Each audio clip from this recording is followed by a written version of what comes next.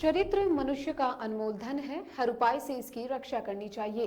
किसी की धन दौलत समेत जायदाद व्यवसाय व्यापार चला जाए तो वह उद्योग करने से पुनः प्राप्त हो सकता है, किंतु जिसे प्रमाद अथवा असावधानी वश एक बार भी अपना चरित्र खो दिया तो फिर वह जीवन भर के उद्योग से भी अपने उस धन को वापस नहीं पा सकता।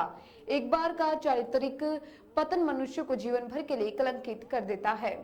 ऐसा ही एक मामला भाजपा के एक युवा नेता के चरित्रता का उजागर हुआ है। घटना को लेकर पीड़िता का वायरल वीडियो सुर्खियों में है और राजनीतिक हलके में भूचाल सा आ गया है, क्योंकि पीड़ित महिला ने आरोपी युवा भाजपा नेता एवं जिला परिषद सदस्य पद के लिए वार्ड नंबर 31 से भाजपा प्रत्याशी सुनीता चौधरी के खिलाफ लज्जा भंग करने का प्रयास का मामला पुलिस थाना कुचामन में दर्ज करवाया है।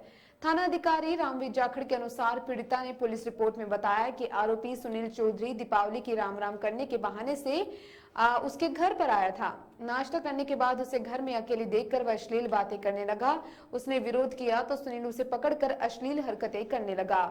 महिला ने आरोप लगाया कि सुनील ने गलत काम करने की नीयत से उसे पकड़ लिया। बाद में उसने पति को इसी सारी घटना की जानकारी दी।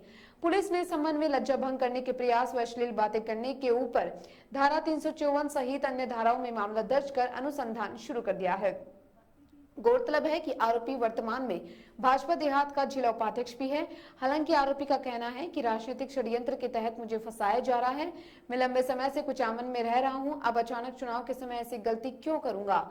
हम आपको बता दें कि महिला का वायरल वीडियो किसी और के द्वारा नहीं, उनके परिजनों द्वारा ही वायरल किया गया है। सामान्य जीवन जीने वाला साधारण परिवार है। राजनीति से इस परिवार का दूर दूर तक कोई वास्ता नहीं। पीड़िता का कहना है कि आरोपी ऊंची राजनीतिक पहुंच रखती है, ऐसे में उन्हें व पूरे परिवार को जानमाल का खतरा बना हुआ है। वहीं दूसरी ओर इस घटना को लेकर राजनीति गर्मा गई है। कांग्रेस के नेता चुनावी माहौल में इस घटना को बड़ा मुद्दा बनाकर चुनावी लाभ हानि की दृष्टि से देख रहे हैं। पीड़ित पक्ष और आरोपी के बीच राजीनामा कराने के प्रयास और दबाव के लिए भी कुछ प्रभावशाली लोग सक्रिय हो गए हैं। कुछ भी घटना को लेकर हर समाज और जाति वर्ग में रोष व्याप्त है और आरोपी की घिनौनी मानसिकता और कृत्य की निंदा हो रही है। यह दिगर बात है कि किसी दबाव के चलते आरोपी और पीड़ित पक्ष के बीच आपसी सुलह और समझौते हुए हैं। सुलह और समझौते के बाद पीड़िता के न्यायालय में स्वतंत्र बयान ही आरोपी को राहत दे सकते हैं, अन्यथा सख्त कानून से आरोपी को सीधा सामना करना पड़ सकता है।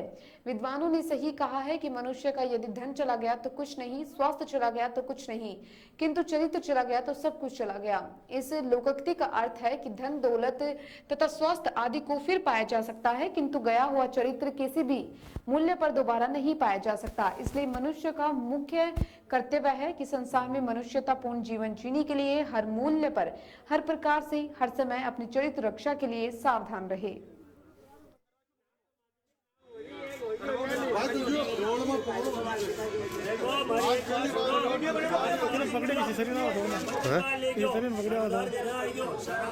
बढ़िया वाली से पकड़े वाला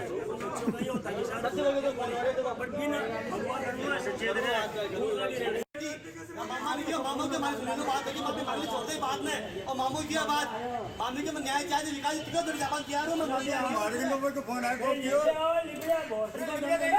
मैं सुन तेरे बातें दोनों तरफ का हो दिया कैंसिल करो चलो जाता केस करता काय कौन दर करो गंजा तना साथ है थोड़ी घनी घनी बोलो अजमेर किसी को बोला ताकि उड़गी जगी उड़ गई आप तो इन्हें पाबंद तो कराओ कि चलो आप अकेले आप बोले कल आ जाते आप बोले कल तो मामी ऐसे ही नहीं है। मैं सोची मामी अकेली रहे ना तब भी आऊँ, तो मैंने कहा चलो हॉल में बैठो, मैं आ रही हूँ नाश्ता लेके।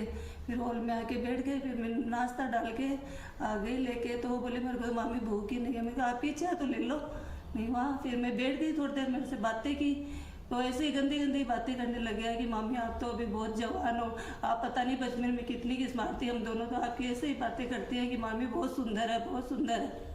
और मेरे फेस की सिर्फ मानी देखते ही रहा। फिर मेरे को एक बार तो इतना गुस्सा आया कि मैं अभी इनको ना भगा दूँ यहाँ से। फिर मैं रुक गई, भाई चलो इतना बड़ा घर पे है, कोई बात नहीं, बोल दिया तो मेरा बुरा। फिर ना वो जाने लग गए, तो मैं ना बोला ठीक है चूड़ी ले लो आप। चूड़ी दी हाथ में, फिर मेरा एक हाथ पकड़ लिया, हाथ पकड़ा, मैंने छुड़ाने की कोशिश की तो वो छोड़े नहीं और मेरे गले में बात डाल ली। 2 मिनट तक छोड़े नहीं। फिर मेरे को एक हाथ से झटका दी, उनको गिरा दी। कौन? सुनील जी। फिर मैंने एक हाथ से झटका दे के सुनील जी को गिरा दिया। फिर है ना वो उठ के मैंने कहा ना कुत्ता गद्दा में कि आपको शर्म नहीं, मेरे में तो आपको एक भाई की तरह, भाई और देवर की तरह मानी थी, और आप है ना मेरे को इतना ज़बरदस्ती किया आपने मेरे साथ में।